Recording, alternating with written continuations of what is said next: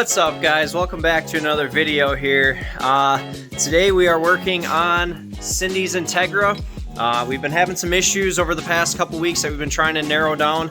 We're going to take it on a test drive here, and hopefully we got these things sorted out. So if you would, guys, stay tuned. We'll get right into that video.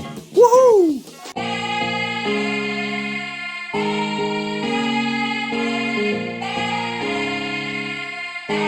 Were able to tell that I had ran them. So I'm going to kind of show you guys.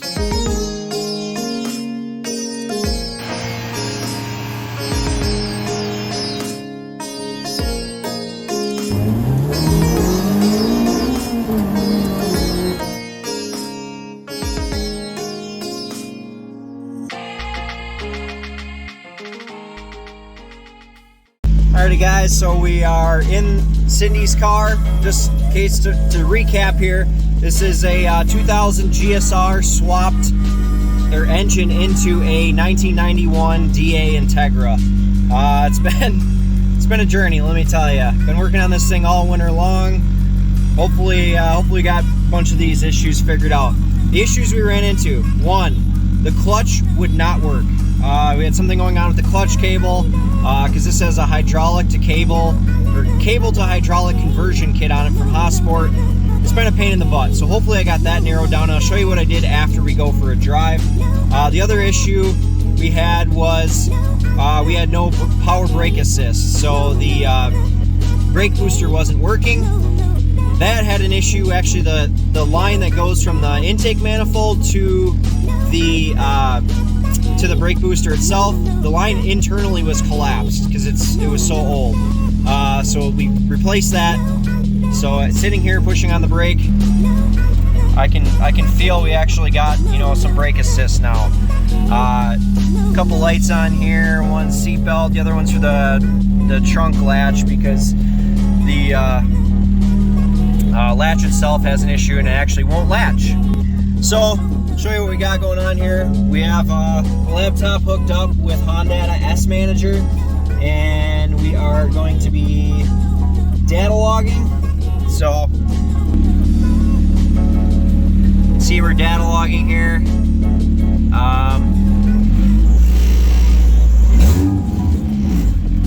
Yeah. So anyways, the issue I think we had going on, one of the other issues we had was VTEC was not engaging. I think it had something to do with the tune that I had, the base map tune that I put on here. So currently this car does not have a, what would you call it? A speedo cable. It was broken. I haven't replaced it yet. So the tune on Honda S Manager said that it had to be at a minimum speed of 9 miles per hour to activate. So I changed it to 0. So hopefully by doing that, it doesn't need a speed sensor input now to be able to activate VTEC. So we're gonna go for a ride. Hopefully everything holds together. So bear with me here. Well, I can't get my stupid phone mount to work here on the windshield. I think this thing's too cold. It's kind of chilly out still. I mean, it's only 40 degrees out today. So we're gonna back up here, get out of the garage, and see what we can do here. The clutch seems to be working so far. I'm gonna drive down the road a little ways. I don't want to go flying out of my subdivision here and piss somebody off. So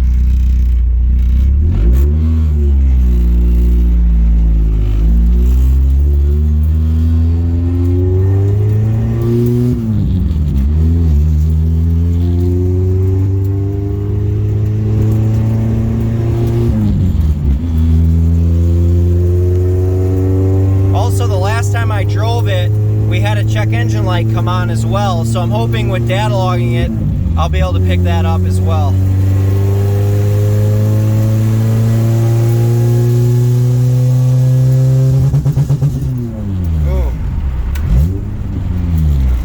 hitting a like a false rev limiter here.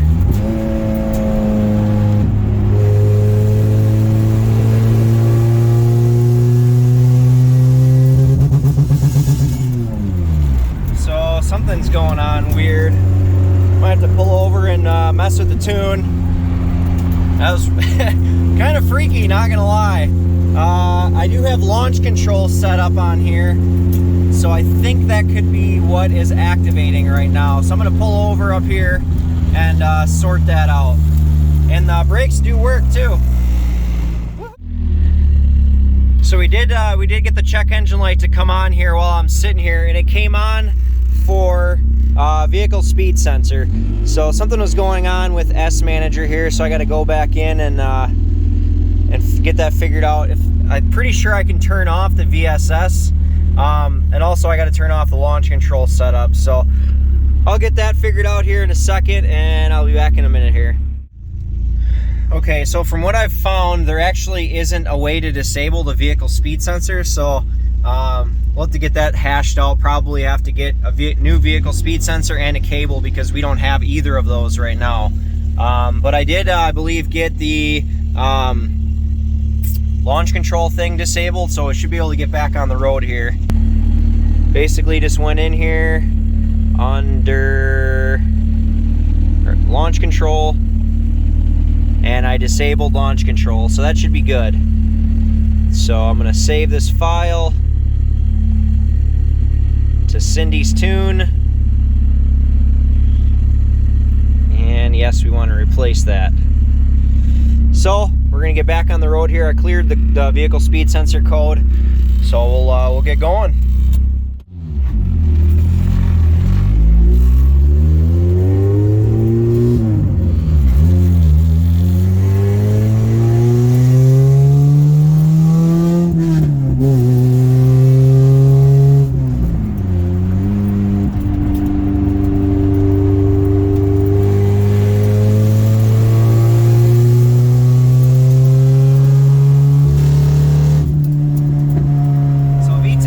Try to hit there.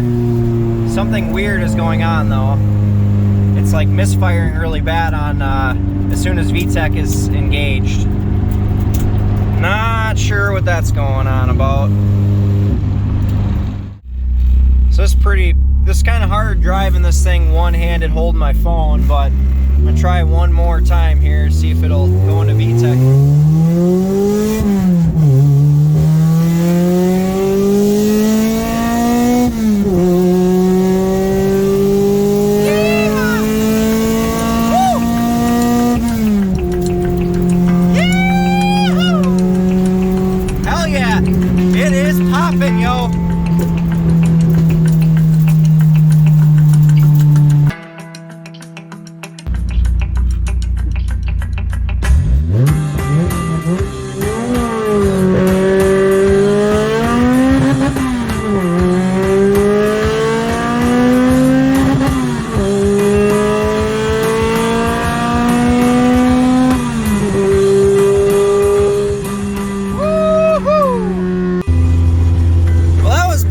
Exciting.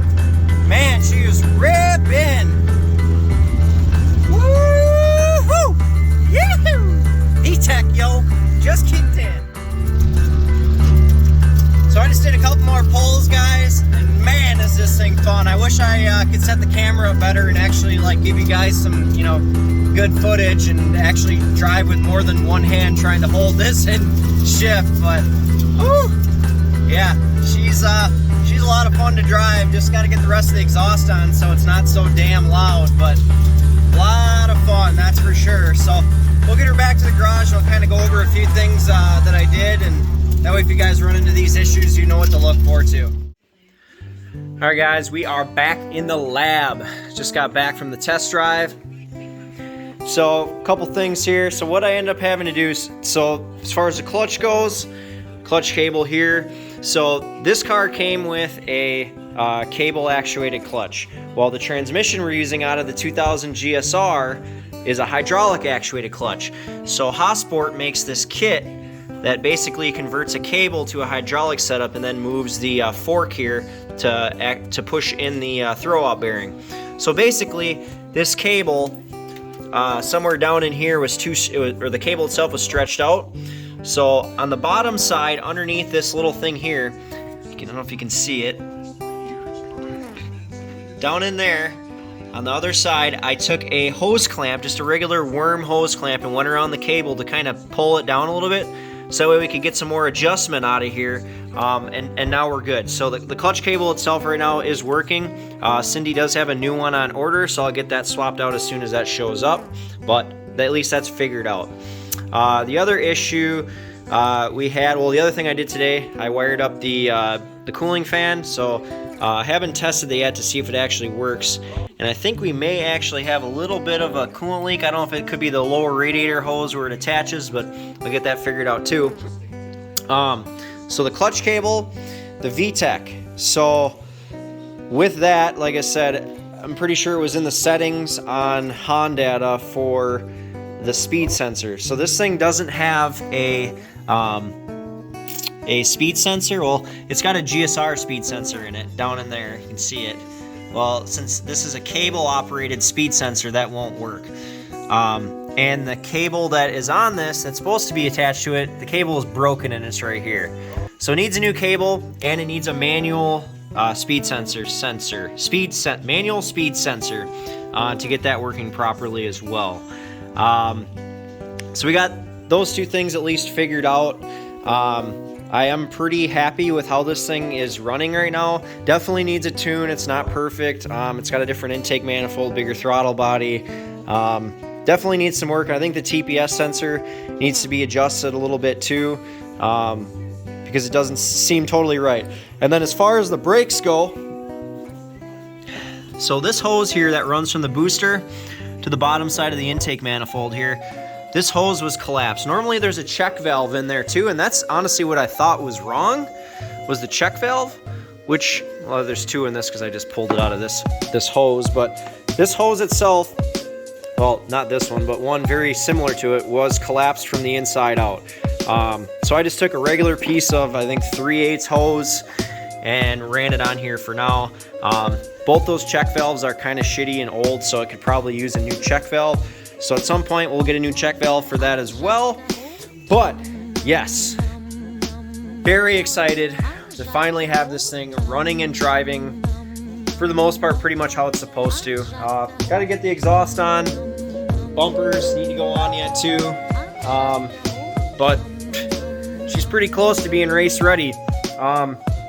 Cindy does have new outer tie rod ends that have to get put on, and it needs an alignment really bad because it was pulling everywhere. Trying to drive and shift and hold the camera, whew, let me tell you, it was a little squirrely out there.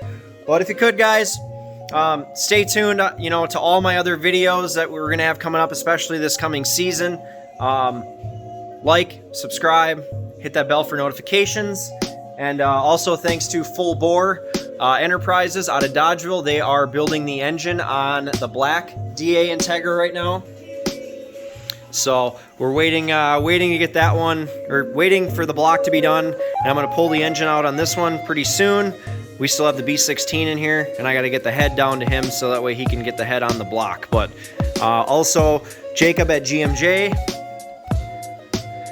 he has the wheels and the Hoosier tires. So as soon as he gets those mounted up here, we'll get those back on as well. Yeah, that's pretty much all that's new, guys. So stay tuned, and yeah, we'll catch you on the next one. Thanks.